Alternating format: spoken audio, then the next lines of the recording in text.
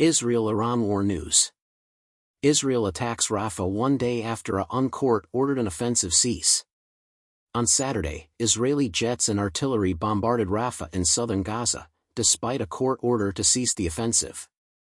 The government ignored the ruling. Their request is that we refrain from carrying out a genocide in Rafah.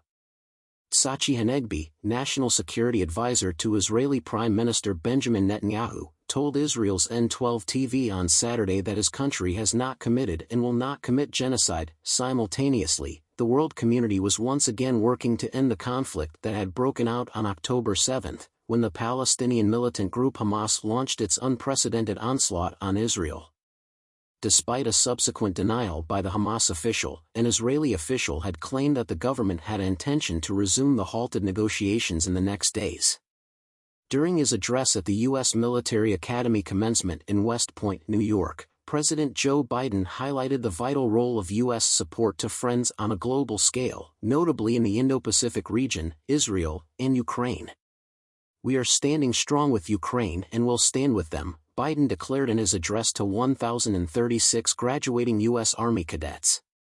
He brought attention to the United States' involvement in preventing missile attacks from Iran on Israel and in standing with its friends in the Indo-Pacific to counteract China's growing military influence there. Israeli forces killed, wounded, and captured in Jabalia ambush, Hamas as part of their offensive in the northern Gaza Strip. The Palestinian resistance group Hamas has claimed responsibility for the deaths, injuries, and captures of multiple Israeli soldiers.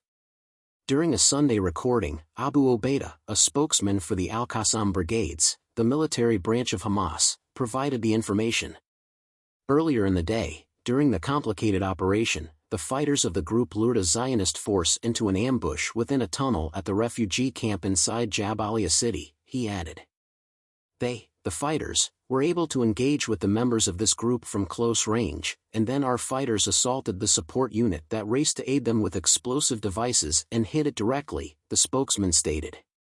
After detonating the bomb in the tunnel, the fighters fled, capturing or killing every member of the force and seizing all of their weapons, he said. When said, the remarks occurred in the midst of Israel's murderous war against Gaza, which began on October 7. A disproportionate number of women and children have been killed in the violent military assault that started after Al-Aqsa Storm, a counterattack carried out by the resistance groups along the shoreline. The death toll from this conflict is nearly 36,000. The regime has failed to achieve its objectives thus far, despite its relentless campaign of carnage and destruction. The complete exodus of the Gazan people to adjacent Egypt, the successful annihilation of the resistance in Gaza, and the release of the hostages abducted during Al-Aqsa Storm are all part of this plan. The following are additional URLs that will take you to Press TV's website.